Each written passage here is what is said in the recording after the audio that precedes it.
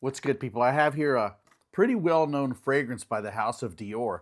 Some might even say legendary. You know, when I hear about the House of Dior, when we all hear it, we hear about, of course, Sauvage. We hear about Fahrenheit. If you're a vintage guy, you talk about Dior jewels. Dior's got a bunch of nice designer fragrances.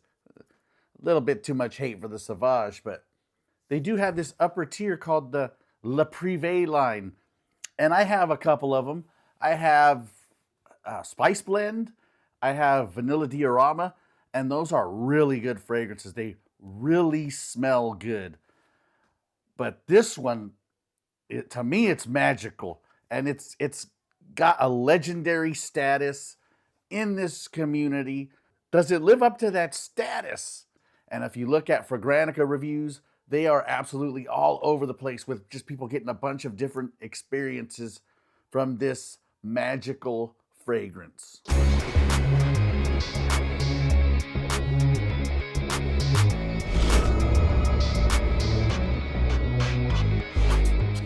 You know what makes this magical? I wish I could tell you the journey that it took me on. You know, all the transitions, and if you get transitions from this fragrance, that's great. I don't get any kind of transitions. What I get is there was a time where I was at a farm and I smelled this wonderful, amazing green scent.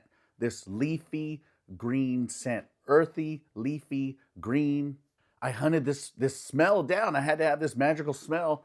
And what I ended up settling for was a fragrance by Ambre called Bracken Man. It nailed that smell. Unfortunately, it nailed it a little too well because that smell is something that, while I loved smelling it in the environment, not necessarily what I wanted to smell like myself. Not what I wanted to smell like, 10 hours, 12 hours a day. And so off to Mercari it went. I sold it, and then I found this magical juice from Dior, and it didn't give me that exact scent, but it gave me what I wanted from that smell in a fragrance. Here it is. It's just absolutely gorgeous. It's stunning. It's a beautiful, spicy, woody, amber, that green smell that I was chasing. It's actually in here. I'm going to attribute that into the bergamot and grapefruit in the top, mixing with a rose, making it a kind of a green, soft, watery rose. And I get this kind of soil sweetness, sweet, natural, soil, floral, a woodiness, a spicy woodiness. And it's not a spice that's coming from spices. I'm sure there's some spices in here, but it doesn't smell like spices. It smells like a spicy wood, like this spicy smell is coming from a natural wood. It is from a combination of gaiac wood and cedar.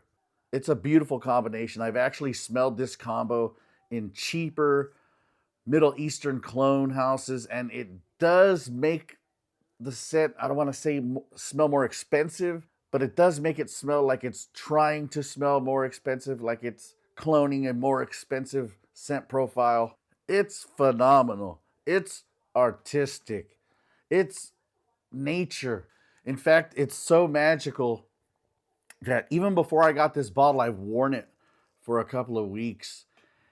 And I would like to tell you the longevity of the fragrance, but I did not give a crap how long this fragrance lasted. Now it does last a while.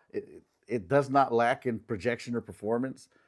But as far as me wearing it and saying, "Oh, it's the 8 hour mark. This is how long it lasted," I did not pay attention to that. I did not care. I think this fragrance kind of got its reputation because it's for everyone. This is a perfect scent for women. Women love it. They love wearing it. They love smelling it. It's a great smell for men. I've worn this in warmer weather. It does okay. I wouldn't wear it like in 100-degree weather, but it's okay in warm weather and it's great in colder weather.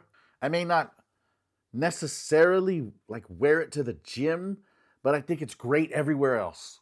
It's beautiful, sweet, floral, woody, spicy, maybe even a little powdery. I mean, the reason I own the bottle is because I had a 5 ml of it and I was about to run out of it. So, yeah, I think this fragrance lives up to the hype and then some. I'm going to give Dior's Ambre Nuit a 10 out of 10. It's a masterpiece, it's a Hall of Fame fragrance. It's probably the best thing I've ever smelled from Dior. If you guys know anything about this Le Privé collection or anything else Dior makes, please leave it in the comment section. Help me, help other people, share your knowledge and your experience. That's all I got to say about Dior's Ombre Nuit. Thank you guys for watching.